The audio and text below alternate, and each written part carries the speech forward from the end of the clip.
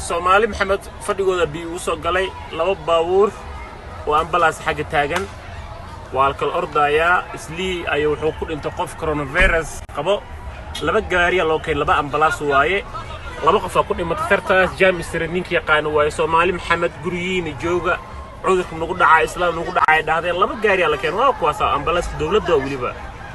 asxaabta ilaaliya ilaahay qof walba amaansoo naftiisa taasa idin sheegay emergency degdeg waaye وأدقى سكرت أني صدق بنانكي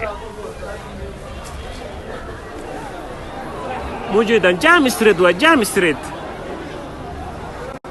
بدكنا درشيدها بالكون هذا ما يقول بتاعي ومضى مجدين بدكنا هو أمر تاع كهاية موجودين بالكون هذا كورونا فيروس هو الدولة دائما وحسنا أذكر أرعد واي لبا أمبلاس لك لبا